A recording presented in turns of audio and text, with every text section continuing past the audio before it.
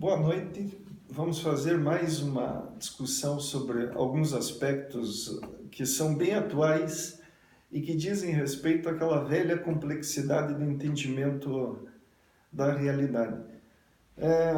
Muito tem se falado sobre essa questão do golpe ou revolução. Vamos fazer uma discussão sobre isso aí, colocando alguns aspectos que eu acho pertinente na questão do entendimento desse assunto tão complexo. Quando a gente divulga alguma coisa, nós temos que ter uma certa responsabilidade, né? Uma responsabilidade com aquilo que a gente está falando. Eu penso dessa forma. As pessoas publicam coisas, os jornais publicam coisas, tanto para um lado como para o outro, as redes sociais, há manifestações de todo tipo.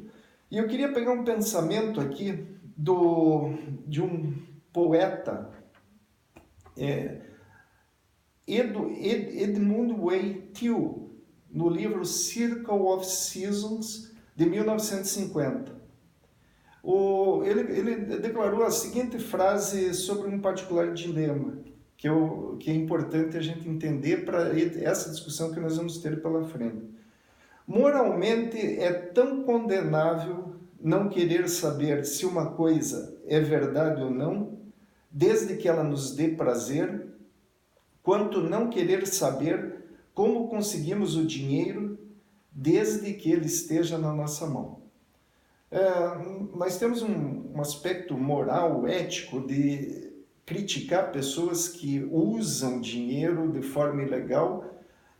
Por exemplo, a mulher do Eduardo Cunha, certa vez declarou que ela não tinha como saber de onde vinha o dinheiro do marido, que era um deputado federal, e a gente sabe que ele ganhava em torno de 35 mil reais, e ela disse que não tinha noção desse dinheiro quando ela gastava 35 mil reais numa bolsa. Nós condenávamos aquilo, dizendo como que ela pode não saber aquilo. Eu gostei muito dessa frase do Edmund Wei Thiel, porque ele compara esse tipo de comportamento com aquela questão da gente não se preocupar se uma coisa é verdade ou não, desde que aquilo nos dê algum tipo de prazer.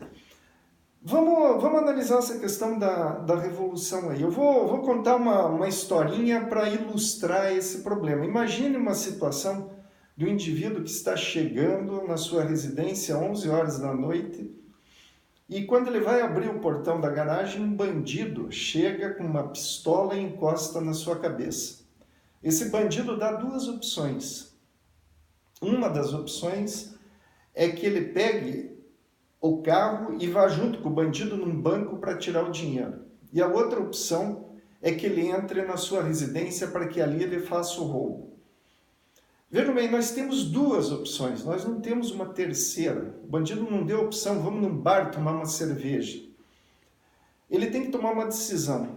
E qual for a decisão que ele tome, será uma decisão complicada, uma decisão ruim. Vamos imaginar que ele toma a decisão de pôr o bandido no seu carro e ir para o banco fazer a retirada desse dinheiro. O indivíduo rouba o dinheiro dele, rouba o carro e dá uma surra nele. Vamos guardar essa historinha para que a gente discuta daqui a pouco. Em 31 de março de 1964, houve a questão e aí vamos colocar golpe, ou revolução, ou intervenção dos militares. Isso é um fato, uma realidade. A questão semântica vamos deixar de lado. O que aconteceu ali? Os militares ficaram 21 anos no poder e houve coisas boas e coisas ruins, como tudo nessa vida. Não existe essa questão de se maniqueísmo, foi tudo horrível ou foi tudo bom. Vamos ver alguns pontos positivos e alguns negativos. Porque quando a gente olha esse debate hoje em dia, aqueles que defendem colocam maravilhas na intervenção, no golpe ou na revolução. E aqueles que atacam colocam só coisas horríveis. Vamos colocar fatos, eu não estou defendendo nem acusando. Ponte Rio-Niterói, Transamazônica, hidroelétricas de Itaipu e Tucuruí, usinas nucleares de Angra, criação de polos petroquímicos, o programa Proálcool, Ferrovia do Aço, a Embratel, projeto minério de ferro de Carajás, projeto de celulose de Jari, foram alguns aspectos de infraestrutura que o governo militar investiu nesses anos. 23,5% do PIB era investido em infraestrutura. As exportações entre 1974 e 81 cresceram 18% ao ano. Em 1985, 21 anos depois da intervenção, o golpe, os militares devolveram o país para a democracia de uma forma gradual e restrita. Regulamentaram o trabalho rural, criaram a lei das pensões alimentícias, o Fundo de Garantia por Tempo de Serviço foi criado em 1966, o INPS, o Instituto Nacional de Previdência Social, que englobava aposentadoria e assistência médica, foi criado em 1966 também. Instituiu-se a Carteira de Trabalho e Previdência Social, a Carteira de Trabalho do Menor e do Trabalhador Rural, e assim por diante. Tiveram vários avanços. Foi criado o SINE, o Sistema Nacional de Empregos, Programa de Alimentação do Trabalhador, e várias outras, o reajuste do salário semestral pelo índice de preço ao consumidor. Então, vocês vejam, existiram coisas positivas durante esse período. Evitando aquela questão de olhar só por um lado, que é uma tendência que a gente percebe claramente, e todos vocês que estão vendo isso aqui, vocês vão visualizar que ou se ataca ou se defende. Ocorreram erros graves dos militares, né? Eles prometeram, por exemplo, as eleições em 1968, e isso não foi feito. Eles travaram os empréstimos do BNDES, o BNDES fazia empréstimos para iniciativa privada, para investimento em infraestrutura, eles travaram em 20% por ano os juros desses empréstimos. E a inflação estava na ordem de 34,5% em 79 e 77,2% em 74, estava 34,5%, em 79, 77,2%. Então, se veja, estava havendo um subsídio e aquela questão de que não existe almoço grátis, né? Se cobravam juros de 20% e a inflação estava em patamares bem mais altos. Eles aumentaram muito a estrutura do Estado. Então, muitas estatais, muitos ministérios, o governo militar cometeu esse erro de fazer um inchaço do Estado. Vamos lá para questões mais graves. A censura, houve censura dos meios de comunicação, da atividade artística. Tortura, não pode se negar que existiu tortura. Desaparecidos políticos. Todas essas questões são fatos. Quem ouviu a primeira parte do que eu falei e é a favor da intervenção, deve estar maravilhado. Os militares fizeram isso. Quem é contra e está vendo essa segunda parte está dizendo, olha, isso é horrível. Está aí o que eles fizeram. O que acontece é o seguinte, houve toda essa conjuntura, toda essa mistura de coisas que caracterizou esse período. Existe motivo, a nossa história mostra que só aconteceu um dos eventos, a intervenção militar. Se não tivesse acontecido, seria outro mundo, outra história, nossa realidade aqui seria totalmente diferente. O que eu quero dizer é o seguinte, não há motivo para se comemorar uma situação de um regime de exceção, o qual durou 21 anos e onde houve tortura, mortes, desaparecimentos. Não há motivo. Vamos voltar à nossa historinha do começo. Vocês diriam o seguinte, o indivíduo apanhou, teve o seu carro roubado e teve o seu dinheiro do banco roubado. Há motivo para comemoração? Ele tomou uma iniciativa de ir com o bandido ao banco justamente para não entrar em sua casa com o bandido onde sua família estava dormindo naquela hora. A coisa podia ser bem pior.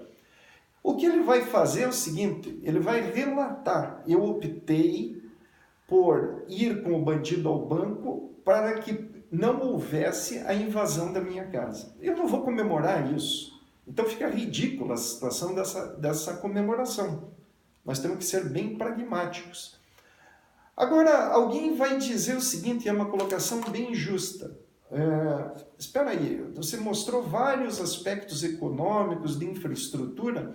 Uma morte que tem ocorrido, ela já justificaria a degradação dessa ideia da intervenção militar. Bom, aí nós vamos ter que conjecturar o outro lado da história. O outro lado da história é que os militares fizeram essa intervenção, ou golpe, ou revolução, de acordo com o gosto de quem faz essa avaliação, para evitar o que aconteceria, que seria algo correspondente à revolução do proletariado. Essa era um movimento que estava ocorrendo de uma forma bem acentuada para que o Brasil fosse tomado pela ideologia comunista através dessa revolução do proletariado. Isso é fato. Então não adianta quem é a favor da esquerda fazer a seguinte citação: não, os militares invadiram porque estava se brigando pela democracia. Não se estava brigando pela democracia. Não se estava brigando pela democracia. A esquerda estava defendendo uma ideologia que era sustentada por 3 dos maiores criminosos da história. 2 entre os 3 maiores criminosos da história eram partidários dessa ideologia que a esquerda estava querendo implantar no país. 2 deles, o líder desse movimento dos assassinos históricos é Hitler. Nós podemos colocar em segundo lugar Stalin e Mao Tse-tung. Stalin e Mao Tse-tung eram partidários no regime comunista, que era exatamente o que a esquerda estava querendo implantar no Brasil. Eu estou falando isso, mas esse meu comentário eu tenho como base e é suportado por 2 vídeos que vocês vão ver na sequência que eu estou colocando junto com essa minha explanação. Eu peço que vocês vejam esses 2 vídeos, porque eles têm o suporte de serem pessoas que eram partidários desse movimento na época. O Eduardo Jorge, que foi candidato a vice na chapa da Marina nas últimas eleições, e o Fernando Gabeira.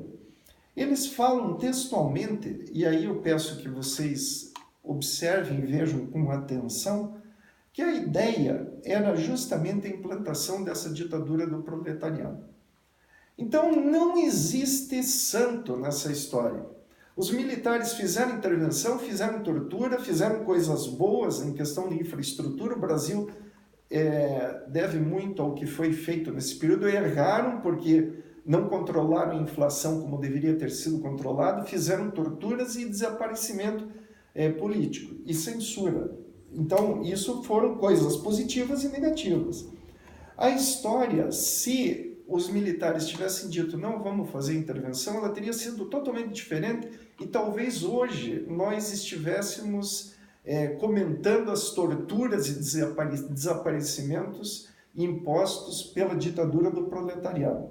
A grande vantagem dos militares, ditadura por ditadura, nós não teríamos como evitar isso. É como uma historinha que o bandido invadia a casa ou roubava o nosso amigo no banco.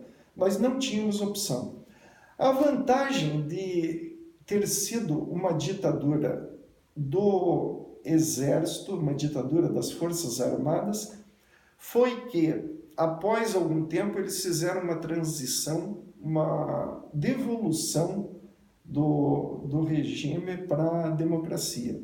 Então, por volta de 1985, uma abertura ampla e restrita, onde voltaram todos aqueles que estavam exilados durante esse período. Voltou FHC, voltou Brizola, voltou Lula, voltou Dilma, voltou Genuíno, voltou José Serra, voltou Aloysio Nunes, voltou Pimentel, e todos nós sabemos o que esses trastes fizeram para o país. Então, se eles não tivessem sido exilados, junto com Marighella e outros, nós teríamos tido esse governo talvez até hoje. A ditadura de esquerda, nós podemos pegar a história e observar que nenhuma delas devolveu, tomou posse de um país e devolveu para o regime democrático de uma forma suave e tranquila. A União das Repúblicas Socialistas Soviética largou esse regime porque o país quebrou financeiramente. A Coreia do Norte não larga esse regime. Venezuela, nós estamos vendo o que está acontecendo. Cuba, muito menos. Um caso emblemático é do Ceausescu, na Romênia, onde, se vocês procurarem na internet, vocês vão ver os vídeos de como que foi a transição, uma transição nada gradual e nada tranquila, quando o povo não aguentou mais os mandos e desmandos desse ditador. Então, a questão é essa, nós temos que ser o quê? Honestos com os nossos pensamentos. O que eu relatei aqui, eu não fiz defesa nem de um lado nem de outro. Eu apresentei, todas as coisas que eu apresentei são fatos que estão plenamente documentados na nossa história. Quanto à questão da implantação da ditadura do proletariado, isso aí é uma coisa muito vaga que os professores de história dizem que não, que era uma luta pela democracia. Então, eu peço encarecidamente que vejam os 2 vídeos que estão em anexo. São vídeos curtos, de 2, 3 minutos. Mas nesses 2, 3 minutos, em cada um deles, é passada uma mensagem clara e objetiva de qual era o interesse da esquerda nessa luta, que não tinha nada de luta por democracia. E quem está falando são pessoas que lutaram do lado da esquerda naquele período. Então, era isso. Eu peço que, se vocês gostaram dessa discussão, dessa avaliação, que eu não peço em momento nenhum que concordem comigo, a discordância é bem salutar, eu peço que compartilhem isso, porque meu objetivo com essas divulgações é que a gente coloque em discussões coisas baseadas em fatos, razão e na lógica. Mais uma vez, obrigado.